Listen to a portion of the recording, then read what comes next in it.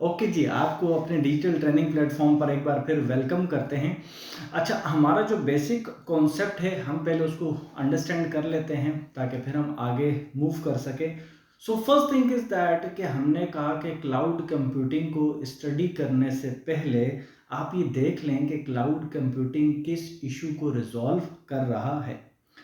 Generally हमारे पास जब कभी भी क्लाउड कंप्यूटिंग की बात होती है तो आम जो नए प्रोफेशनल्स आ रहे होते हैं, इस इंडस्ट्री को ज्वाइन कर रहे होते हैं, तो दे आर अंडरस्टैंडिंग दैट कि क्लाउड कंप्यूटिंग कोई एक नई टेक्नोलॉजी आ गई है जिसने करंट जो ट्रेडिशनल हमारे डेटा सेंटर्स थे उसको कम्प्लीटली चेंज कर दिया है। सो अगर मैं कहूँ कि ऐसा नहीं है तो ये बिल्कुल ठीक बात होगी, बिल्कुल ऐसा नहीं है।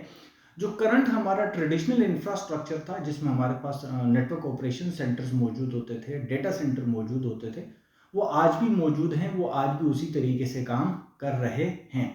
तो सवाल ये है कि फिर क्लाउड कंप्यूटिंग ने आकर क्या नया चेंज ले आई है जिसकी वजह से आज हम क्लाउड कंप्यूटिंग इंडस्ट्री को इतना ज़्यादा आईटी की इंडस्ट्री में इन देख रहे हैं और हर जगह पर इसकी बात हो रही है।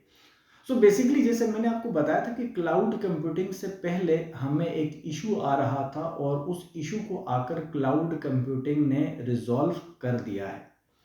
जिस तरीके से अगर आप आईटी इंडस्ट्री के अंदर काम करते हैं तो आपको मालूम होगा कि हमें आईटी इंडस्ट्री के अंदर जब पहली दफ़ा इशू आया था with related to the resource sharing, तो हमारे पास एक फिजिकल कंप्यूटर मौजूद होता था। तो फिजिकल कंप्यूटर में जब हम ऑपरेटिंग सिस्टम डाल देते थे तो वो ऑपरेटिंग सिस्टम उस हार्डवेयर पर डिपेंडेंट होता था। अब अगर हमने हार्ड डिस्क चेंज करके किसी दूसरे मशीन पर लगाई, अगर उसका हार्डवेयर डिफरेंट है तो हमारा ऑपरेटिंग सिस्टम जो है क्रैश कर जाता था। सो हमने कहा कोई ऐसी टेक्नोलॉजी होनी चाहिए है ताकि हमारा ये जो ऑपरेटिंग सिस्टम पर डिपेंडेंसी है ये ख़त्म हो जाए और बाकी जो हमारी रिसोर्स शेयरिंग के इश्यूज हैं वो भी हमारे रिजॉल्व हो जाए। तो उसका सोल्यूशन हमने दिया वर्चुअलाइजेशन। सो जब वर्चुअलाइजेशन की टेक्नोलॉजी आ गई तो हमने वर्चुअल मशीन्स को बनाना शुरू कर दिया और हमारी जो वर्चुअल मशीन्स होती थी वो हार्डवेयर इंडिपेंडेंट हुआ करती थी, वो हार्डवेयर पर डिपेंड नहीं करती थी। सो एक मसला था, उस मसले को आकर हल किसने कर दिया? वर्चुअलाइजेशन ने कर दिया ना। अब हमारे पास वर्चुअल कंपोनेंट्स आ गए। पहले हमारे पास फिजिकल स्विचेस होते थे, अब हमारे पास वर्चुअल स्विचेस आ गए। पहले हमारे पास फिजिकल स्टोरेज होता था, अब हमारे पास वर्चुअल स्टोरेज आ गया। और वाइस वर्सा, आप प्रोसेसर को भी शेयर कर सकते थे, फिर आप रैम को भी शेयर कर सकते थे। तो आपका एक बहुत बड़ा इशू वर्चुअलाइजेशन की इंडस्ट्री ने आकर सॉल्व कर दिया। और अगर आप इसको एक्सप्लोर करना चाहते हैं तो आप इसको देख भी सकते हैं। ओके जी, जब ये वाला काम हमारा हो गया तो हम अगेन एक नई टेक्नोलॉजी की तरफ आ गए और हमने वर्चुअल मशीनें बनाना शुरू कर दी और उस टेक्नोलॉजी को एंजॉय करना शुरू कर दिया। लेकिन अगेन प्रॉब्लम आ रही थी और वो प्रॉब्लम ये थी कि अगर हमारे डेटा सेंटर के अंदर 100 के करीब जो है फिजिकल सर्वर्स लगे हुए हैं, स्विचेस लगे हुए हैं, राउटर्स लगे हुए हैं, फायरवॉल्स लगी हुई हैं, तो उनको भी तो वर्चुअलाइज होना चाहिए है। सो अब फायरवॉल को वर्चुअलाइज करना है, इसी तरीके से राउटर्स को वर्चुअलाइज करना है, स्विचेस को वर्चुअलाइज करना है, क्योंकि जब तक वो फिजिकल हैं तो आप उनको किसी भी टेक्नोलॉजी के साथ इंटीग्रेट नहीं कर सकते हैं। सो उसका सोल्यूशन फिर हमारे पास एक और आया, that's called software defined networks. तो अब जो नेटवर्किंग की इंडस्ट्री थी उसके अंदर एक नया बूम आया और एक नई technology I which is called software defined networks. Software defined networks ने क्या कर दिया कि सॉफ्टवेयर डिफाइंड नेटवर्क्स ने जो फिजिकल फायरवॉल थी उसको वर्चुअल फायरवॉल के अंदर कन्वर्ट कर दिया। जो फिजिकल स्विच था उसको वर्चुअल स्विच के अंदर कन्वर्ट कर दिया। जो हमारे पास फिजिकल राउटर था उसको वर्चुअल राउटर के अंदर कन्वर्ट कर दिया। अब इसी तरीके से हमारे पास एक स्टोरेज बहुत बड़ा डोमेन था। अब जो हमारे पास हार्ड डिस्क आ रही थी या जो स्टोरेज मीडिया आ रहा था उसको भी हमें वर्चुअलाइज करना था ताकि हम उसको एक सॉफ्टवेयर कंपोनेंट के तौर पर यूज करना शुरू कर दें। सो फिर एक नई टेक्नोलॉजी आई and that new technology is called software defined data centers. So जब सॉफ्टवेयर डिफाइंड डेटा सेंटर्स हमारे पास आ गए तो ये एक ऐसी टेक्नोलॉजी थी जिसने डेटा सेंटर के अंदर मौजूद हर एक फिजिकल डिवाइस को एक लॉजिकल कंपोनेंट के अंदर कन्वर्ट कर दिया।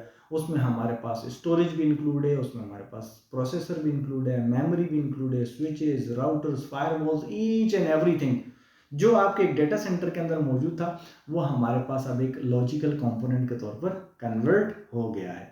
जब पूरा का पूरा डेटा सेंटर हमारे पास लॉजिकली कन्वर्ट हो गया तो अब हमें एक ऐसी एप्लीकेशन रिक्वायर थी जो कि हमें उस वर्चुअल डेटा सेंटर से कनेक्ट कर सके, और कनेक्ट होने के बाद हम उस एप्लीकेशन को कहीं से भी बैठकर एक्सेस करें तो हम अपने डेटा सेंटर के अंदर बैठकर तमाम के तमाम ऑपरेशंस को बआसानी परफॉर्म कर सके। अब ये वाली जब प्रॉब्लम आना शुरू हो गई तो वो जो सिलसिला शुरू हुआ था वर्चुअलाइजेशन से, फिर सॉफ्टवेयर डिफाइंड नेटवर्क तक, फिर सॉफ्टवेयर डिफाइंड डेटा सेंटर्स तक, तो अब हमें एक ऐसी टेक्नोलॉजी की ज़रूरत थी जो कि हमें हमारे डेटा सेंटर को एक्सेसिबल बना दे। यानी हमारा जो फिजिकल डेटा सेंटर था वो अब लॉजिकल डेटा सेंटर के अंदर कन्वर्ट हो गया है। अब हमें कोई ऐसी टेक्नोलॉजी चाहिए कि हम दुनिया के जिस कोने में भी बैठे हुए हों हम अपने डेटा सेंटर को एक्सेस कर लें। तो वो टेक्नोलॉजी हमारे पास आई in the form of cloud computing. अब एक वेब ब्राउज़र के थ्रू आप एप्लीकेशन खोलते हैं और वो वेब ब्राउज़र की जो एप्लीकेशन होती है वो आपको बैकएंड पर आपके डेटा सेंटर से कनेक्ट कर देती है। क्लाउड कंप्यूटिंग हम इसलिए कहते हैं कि ये कहीं से भी एक्सेसिबल है। जैसे क्लाउड्स आपको हर जगह पर नज़र आ रहे होते हैं तो ये भी आपको जो है हर जगह पर इंटरनेट पर एक्सेसिबल है। So that's why we called it cloud computing. So cloud computing ने बेसिकली तौर पर जो आपका ट्रेडिशनल डेटा सेंटर था जब हमने उसको वर्चुअल डेटा सेंटर के अंदर कन्वर्ट कर दिया तो उसका ग्लोबल एक्सेस उठाकर आपको दे दिया और एक वन विंडो ऑपरेशन आपके पास चल पड़ा और उस वन विंडो ऑपरेशन से आपने तमाम की तमाम चीज़ों को कॉन्फ़िगर करना, इंप्लीमेंट करना और मैनेज करना शुरू कर दिया। तो एक ऐसी टेक्नोलॉजी जो कि आपको आपके वर्चुअल डेटा सेंटर से कनेक्ट कर दे और आप वहां से बैठकर सारे के सारे ऑपरेशंस परफॉर्म कर सकें, इज कॉल्ड क्लाउड कंप्यूटिंग। तो क्लाउड कंप्यूटिंग ने आकर कोई रिमार्केबल हिस्ट्री नहीं चेंज कर दी, वो जो पहले से डेटा सेंटर रखा हुआ था उसका वे ऑफ एक्सेस क्या कर दिया, चेंज कर दिया।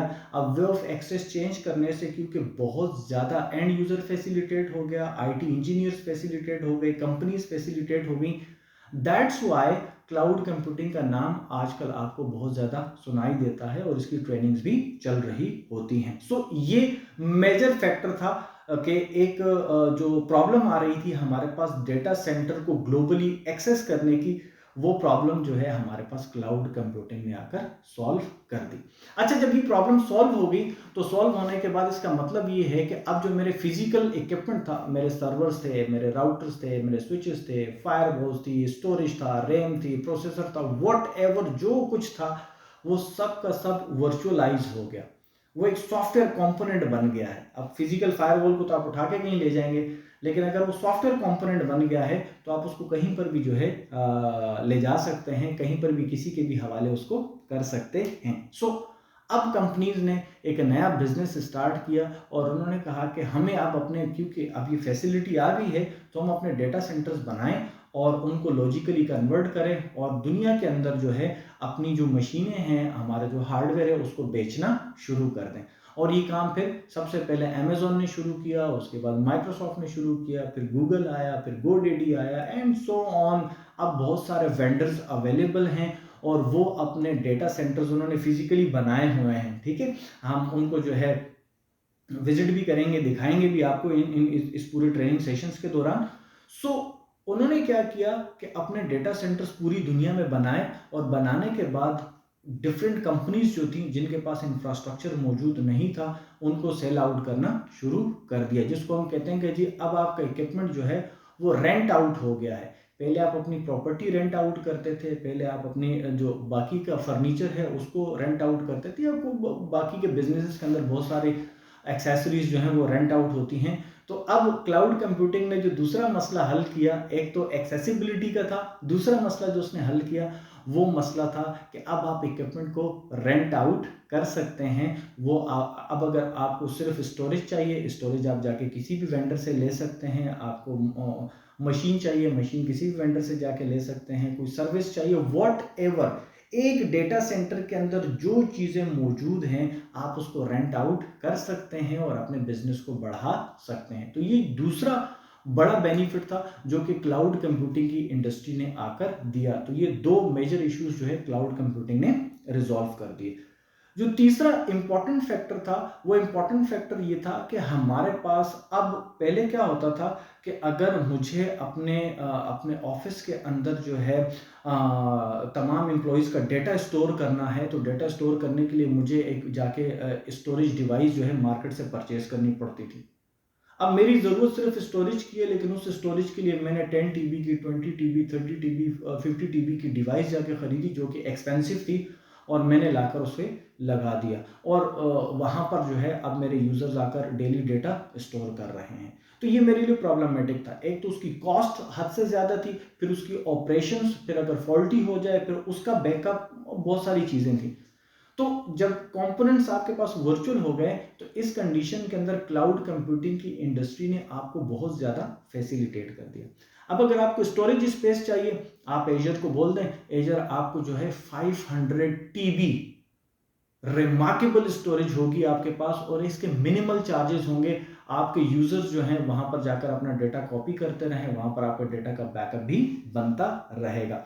तो अब एक कंपोनेंट आपको परचेस करने की ज़रूरत नहीं है, वो आपके पास रेंटल बेसिस पर अवेलेबल है, आप उसको ले लें और यूज़ करना शुरू कर दें। तो ये वो तीसरी इशू था कि अगर आपको कोई एक कंपोनेंट चाहिए, कोई एक पीस चाहिए है, तो आपको पूरी मशीन परचेस करने की ज़रूरत नहीं है। प्लस क्लाउड कंप्यूटिंग जो है वो लेस एक्सपेंसिव था, बहुत कम कॉस्ट के अंदर आपको 500 टीबी का डेटा मिल जाता था। इसीलिए अब आप देखते हैं ना कि आप जब माइक्रोसॉफ्ट से साइन इन करते हैं, तो आपके पास वन ड्राइव आ रही होती है। तो वन ड्राइव बेसिकली तौर पर क्या है, एक हार्ड डिस्क है जहां पर आप अपना डेटा स्टोर करते हैं, लेकिन फिजिकली आपको नजर नहीं आती, लॉजिकली वहां पर आपका डेटा रखा हुआ है और वो बैकअप भी हो रहा है। अच्छा, चौथी मजे की बात इसके अंदर ये थी कि हमारे पास जब आप इसको यूज करेंगे, जितना यूज करेंगे उतने ही पैसे आपको इसके देने हैं। इस फीचर को कहते हैं पे एज यू गो। ठीक है, सो जैसे जैसे आप यूज करते जाएंगे वैसे वैसे आप पैसे देते चले जाएं। आप नहीं यूज कर रहे, आप उस सर्विस को, उस मशीन को, उस स्टोरेज को शट डाउन कर दें, आपको कोई पैसे चार्ज नहीं करेगा मंथली बेसिस पर वो। ठीक है, तो ये वो 4 मेजर इश्यूज थे जो कि क्लाउड कंप्यूटिंग ने आकर सॉल्व कर दिए। इसके अलावा भी और बहुत सारे सब कैटेगरीज हैं इश्यूज की जो कि क्लाउड कंप्यूटिंग ने सॉर्ट आउट किए हैं, जिनको हम बाय टाइम आगे चल के ट्रैक भी करेंगे, उनको स्टडी भी करेंगे और उनके बारे में डिटेल इंफॉर्मेशन भी लेंगे, प्लस उनकी प्रैक्टिकल इंप्लीमेंटेशन भी देखेंगे और आपको सिखाएंगे कि अगर आपके पास आपका अपना डेटा सेंटर मौजूद है तो आप उसको किस तरीके से सॉफ्टवेयर कंपोनेंट्स के अंदर कन्वर्ट कर सकते हैं और आप उसको सेल आउट कर सकते हैं। तो इसमें आपको सारी की सारी फैसिलिटीज दे दी गई हैं। So let's summarise it. The first thing is कि हमारे पास हमारे डेटा सेंटर का ग्लोबल एक्सेस नहीं था, वो ग्लोबल एक्सेस हमें मिल गया है और वो ग्लोबल एक्सेस हमें क्लाउड कंप्यूटिंग की टेक्नोलॉजी दे रही है। दूसरा बेनिफिट हमारे पास ही था कि हमारे पास जो यूटिलाइजेशन थी वो अब आपको पूरा का पूरा डेटा सेंटर बनाने की जरूरत नहीं, किसी एक कंपोनेंट के थ्रू भी जो है आप अपना काम चला सकते हैं।